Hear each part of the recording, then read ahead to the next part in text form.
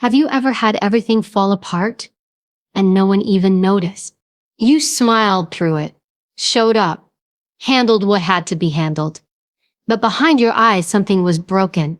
A dream, a trust, a part of you that used to believe the world was fair, or at least survivable.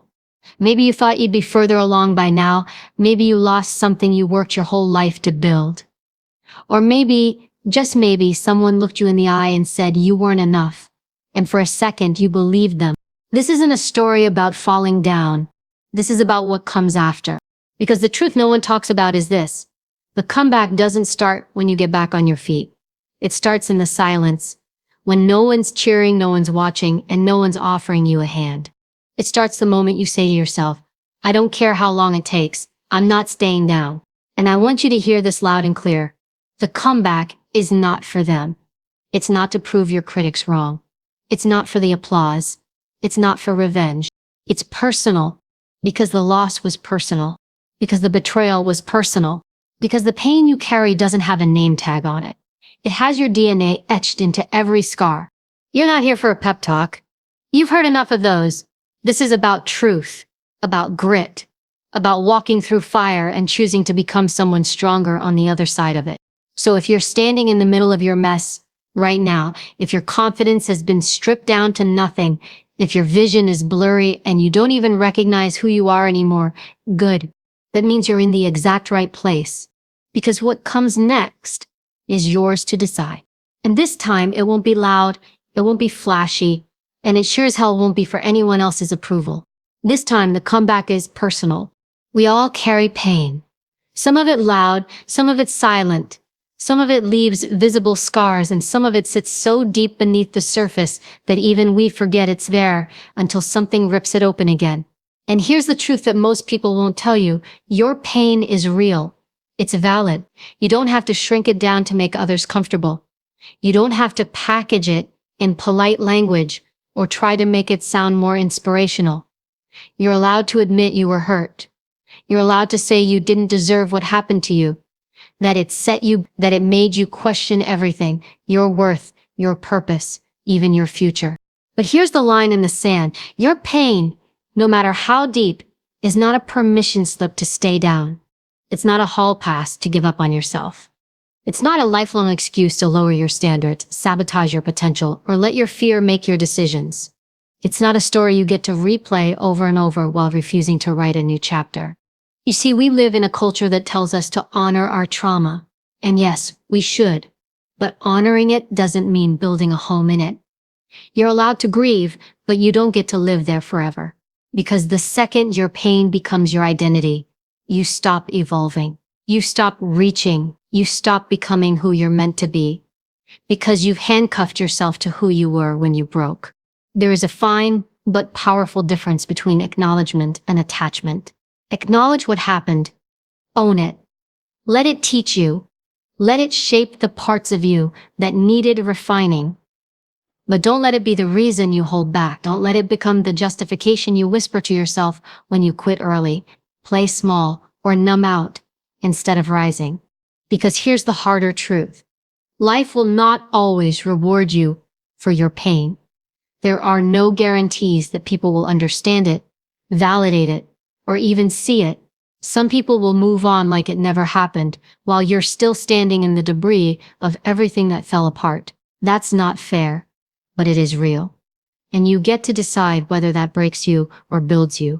You may have every right to be angry, every right to feel betrayed, every reason to say, this isn't how it was supposed to go.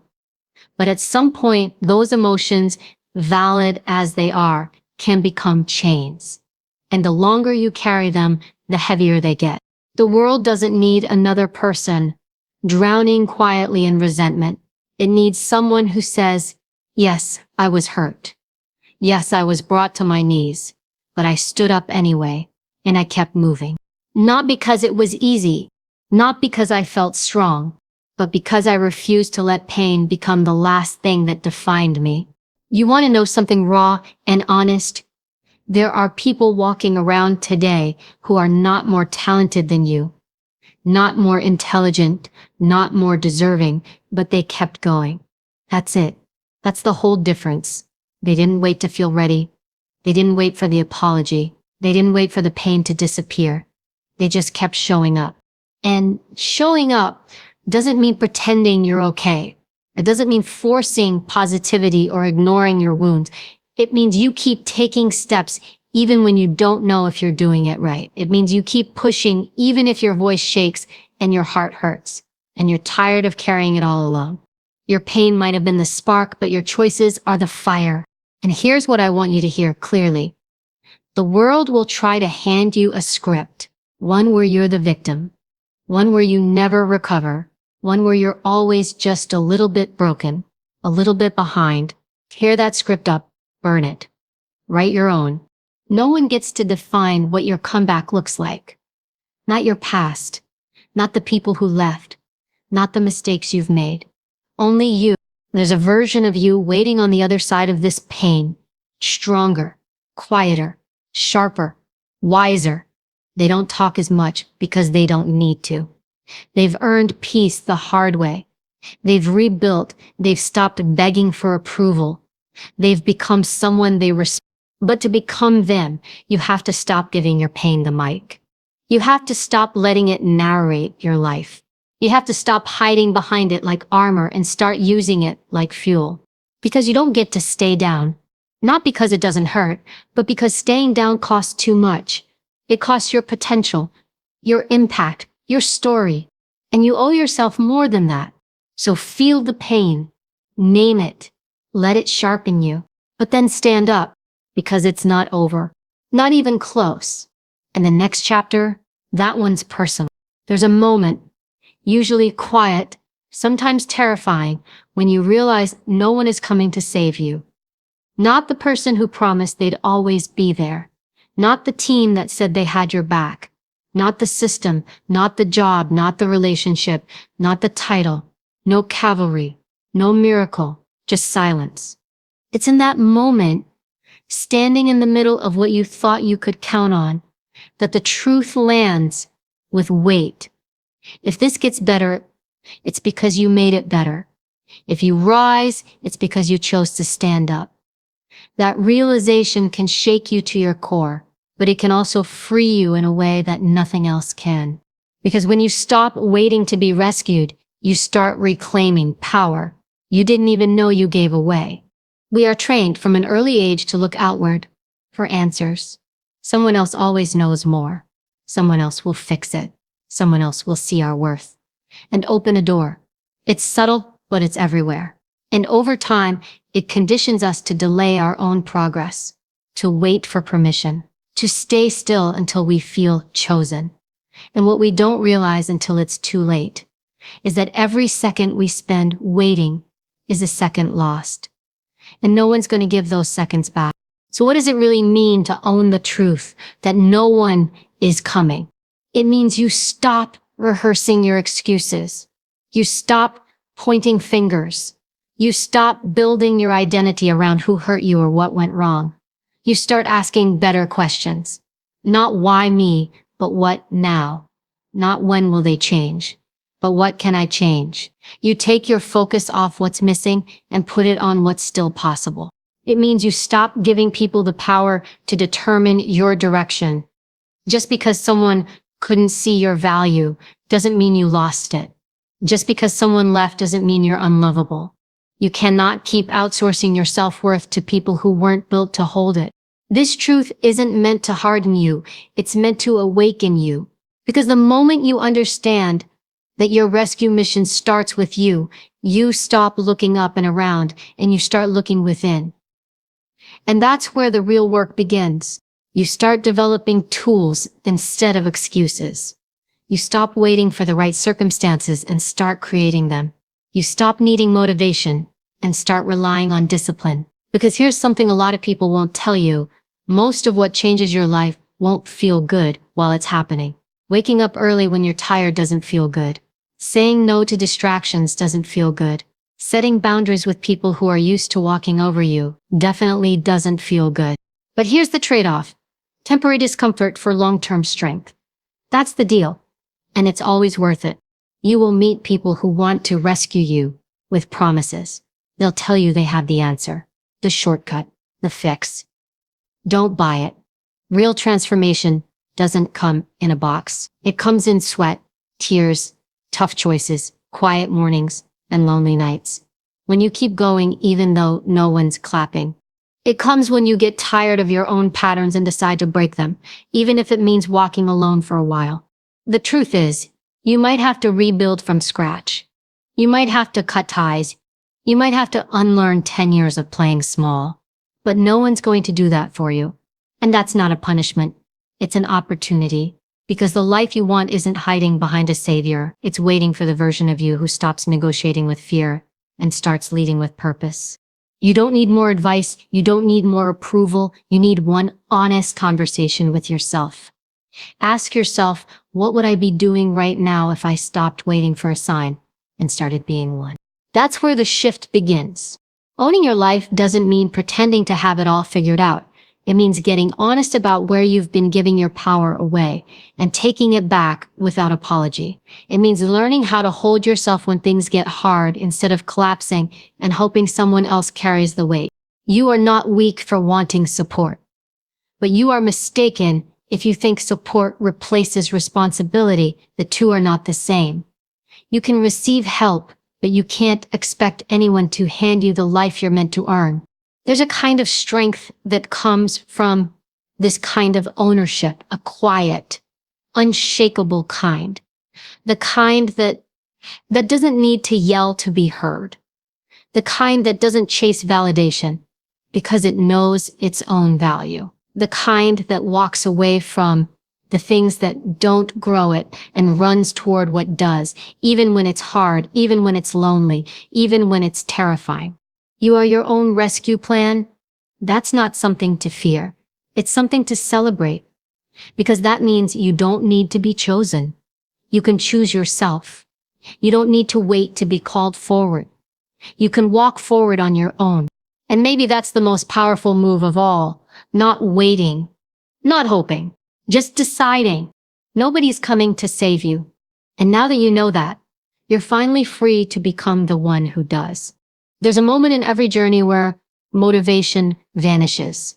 It doesn't knock. It doesn't explain itself. It just disappears. One day you wake up, and that fire you felt, gone. That drive that kept you going, quiet. The goal you were chasing suddenly feels far away and blurry. You don't feel like showing up. You don't feel like putting in the work. And you start questioning everything, your passion, your purpose, your ability to keep going. That's the moment when most people quit. Not because they're weak, but because they've built their effort on feelings. They've built their consistency on mood. But feelings are fleeting. And if your success depends on how you feel in the moment, you'll never build anything that lasts. You'll always start strong and stop halfway. You'll always talk about what you want to do, but never live in what you've actually done. That's where discipline comes in. Discipline doesn't care how you feel. It doesn't negotiate. It doesn't seek comfort. It doesn't ask for perfect conditions. It shows up, rain or shine, tired or energized, excited or heartbroken. Discipline is the part of you that stays standing when motivation walks out. It's the muscle that gets stronger every time you do the hard thing, especially when you don't want to. Motivation is emotional. Discipline is strategic. One is temporary. The other is trained. Think about it. How many times have you told yourself, I'll start when I feel more ready? How many times have you waited for the right mood to hit before making a move? That delay, that hesitation, it cost you. Day by day, it pulls you further away from your goals and deeper into stagnation. In the harsh truth, readiness isn't coming. It's built. Confidence isn't something you wait for. It's the reward for following through. Every person who has built something extraordinary, whether it's a business, a body, a career, or a mindset, they didn't rely on motivation to carry them. They built systems. They built habits. They got clear on what mattered and removed the option to skip the work. That's discipline. It's not glamorous. It's not loud. It's not something you post about. It's that invisible grind. The choices no one sees, but everyone feels in the result. Discipline? Is the alarm going off at 5 a.m. and you getting up even though your bed is warm and your excuses are louder? It's showing up to the gym when your body is tired. It's writing when the words won't come. It's staying the course when the finish line is still nowhere in sight. It's eating right, speaking truth, following through. Not because you feel like it, but because you said you would. That's what separates people. Not talent, not luck, not resources, but discipline. The ability to honor your commitment long after the mood has left. And here's what no one tells you. Discipline actually gives you freedom. Because when you train yourself to do what needs to be done, regardless of how you feel, you're no longer a prisoner to your emotions. You're no longer reactive. You become proactive. You stop chasing the high of want to and become rooted in have to. Not in a burdened way, but in a powerful, grounded, unstoppable way. You don't rise by doing what's easy. You rise by doing what's necessary. And most of the time, the necessary things don't feel good in the moment, but they feel incredible in the long run. That's what discipline gives you, the long run. The results that stay, the self-respect that builds brick by brick every time you keep a promise to yourself. Motivation is a visitor. Discipline is a resident. One knocks on your door. The other builds the house. If you're waiting to feel inspired before you act, you'll live your whole life standing at the starting line. The people who move forward, who build the comeback, who change their lives, they stopped waiting, they started deciding. They made discipline their default. They removed the emotional drama from the equation. It became simple, not easy, but simple. This is what needs to be done. So I do it. It's in those quiet, uncelebrated moments that everything changes. When no one's watching, when no one's clapping, when there's no reward in sight. That's where the transformation begins. Not in the loud victories, but in the quiet repetitions. The boring reps, the overlooked effort, the small, consistent, disciplined actions that stack up until one day, without warning, something big shifts. And the beautiful part, once discipline becomes who you are, you stop needing to force it. You don't fight yourself anymore. You trust yourself. And real trust isn't built through words or intentions. It's built through consistency, through the days you don't quit, through the moments you didn't skip. This is the difference between wishing and winning, between dreaming and doing. You have everything you need already inside of you. You don't need more hype. You don't need another motivational quote. You need structure. You need clarity. You need to show up for yourself when no one else will. And you need to do it again tomorrow, and the day after that, because this is what makes the comeback real. Not a burst of energy, but a relentless commitment to keep going, one step at a time. Discipline doesn't promise that it will always be easy. It promises that it will always be worth it. And when everything else falls away, when your emotions waver, when your circumstances shift, when your motivation disappears, it's discipline that will still be standing, waiting, steady, unshaken, and ready to carry you forward. There's this idea floating around that every comeback needs to be loud, that you have to announce it, make it flashy, post it, prove it, that somehow if it doesn't make noise, it doesn't count. But that's not how real transformation works. That's not how the strongest comebacks are built. Real comebacks are quiet at first. They begin in solitude, in silence, in the dark corners where no one's watching, no one's clapping, and no one sees the work you're doing to put yourself back together. They begin when you're staring at your own reflection, wondering if you'll ever feel like yourself again. They begin with questions that don't have easy answers and with small, often invisible decisions to keep moving forward anyway. You don't need to announce your healing. You don't have to post your grind. You don't owe the world an explanation for why you stepped back, why you fell apart, or why you're taking your time to come back stronger. The real power in a comeback isn't in what other people see. It's in what you rebuild inside yourself. The mindset, the grit, the boundaries, the resilience. Loud is easy.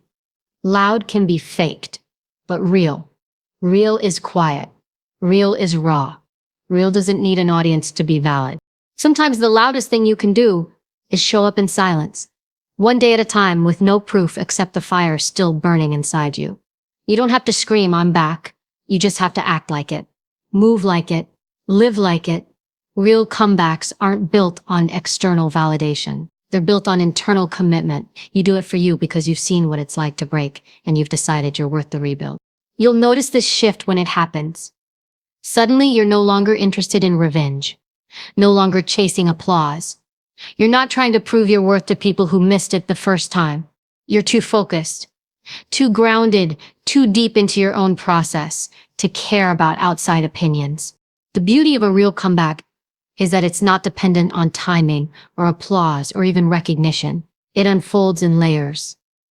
First, you reclaim your mindset, then your energy, then your habits, then your peace. Slowly but surely, the pieces fall back into place, not as they were, but stronger, cleaner, with more clarity, with more intent. And if no one notices at first, good. That means you're not doing it for them.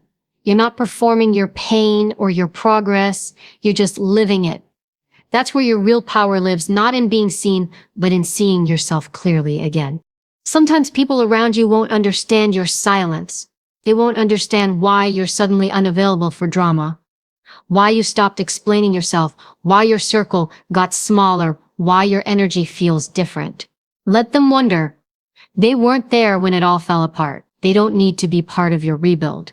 You don't owe your past any more airtime. You don't owe your pain a permanent role in your story.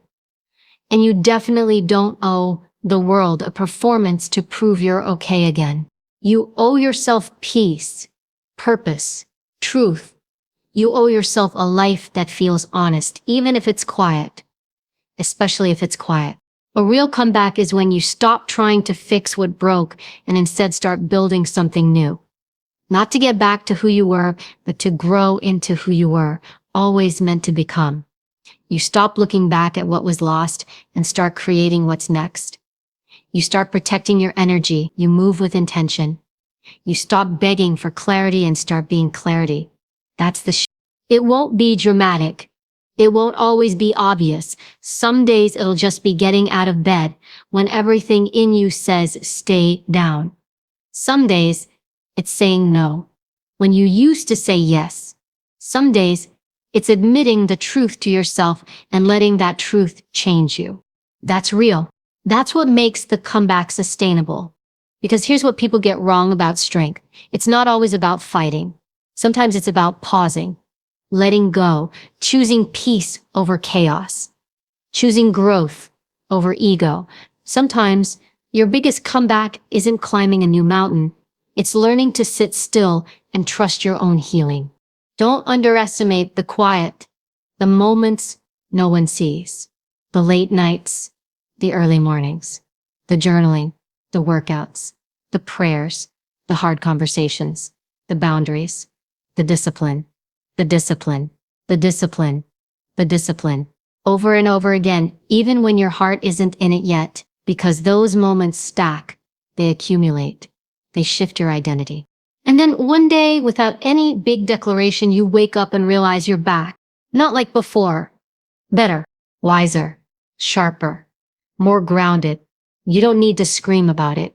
You just need to keep walking in it. Let your presence do the talking. Let your peace speak for itself. Let your work be the proof. Because when the comeback is real, it doesn't need to be loud. It just needs to be yours. No one truly understands what it took from you, what it cost, the way it broke something inside that no one else could see. That's the thing about loss. It's invisible to the world, but it lives in you. It changes how you walk into a room, how you trust, how you hope, how you breathe. And because that loss was personal, your comeback has to be personal too. Not performative, not for applause, for you. You didn't just lose something, you lost a version of yourself that believed things would go one way and then watched it all collapse. Maybe it was a dream, a relationship, a career, your health, your identity, your sense of stability. Maybe it was something that had been with you for years and was gone in an instant, or maybe it died slowly, piece by piece, and you kept pretending it didn't hurt until pretending became too heavy to carry. And while people saw the surface, only you truly know the weight of what was lost. You know the quiet moments, the ones where your breath caught in your throat because the grief was too loud to ignore. You know the nights when you replayed every decision, every conversation, searching for a way it could have ended differently.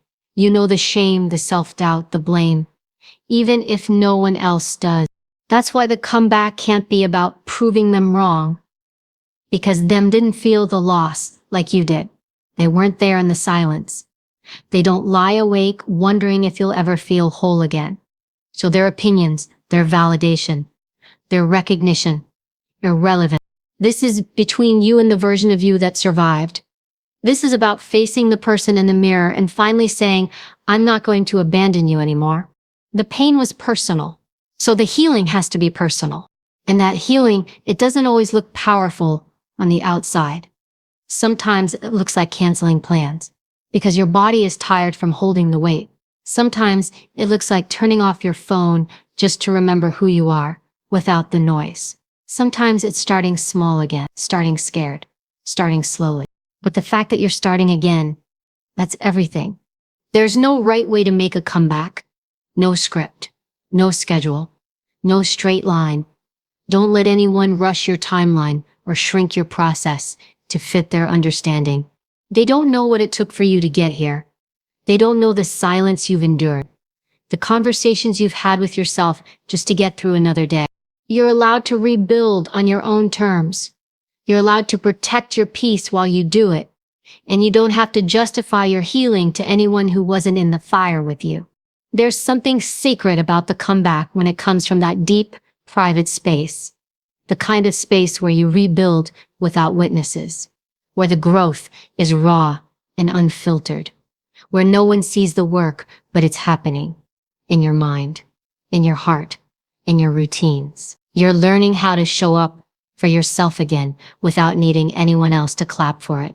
The world teaches us to grieve quickly and bounce back with a smile. To pretend we're fine before we are. To hide the cracks. But the truth is, the cracks are where the real strength is formed. You didn't break. You bent. You carried more than most people will ever understand. And here you are, still breathing, still standing, still willing to believe that life can hold something good again. That's not weakness. That's courage. And if you're still in the middle of it, if the comeback hasn't fully taken shape yet, don't lose hope. Just because it's not loud doesn't mean it isn't happening. Just because you haven't arrived doesn't mean you're lost. Some seasons are meant for planting, not harvesting. Some chapters are meant for healing, not proving. Take your time, but stay intentional. Every time you choose not to quit, you're making your way back. Every time you choose to feel instead of numb, you're getting stronger. Every time you choose to act from clarity instead of pain, you're rewriting the story. And that story matters, even if it never becomes a speech, even if no one ever asks how you made it through, because you'll know. You'll know how far you came. You'll know what it cost. And you'll know without question that this comeback wasn't just a return, it was a rise. You weren't just trying to get your life back. You were trying to get yourself back. And that's what makes this different. That's what makes this powerful.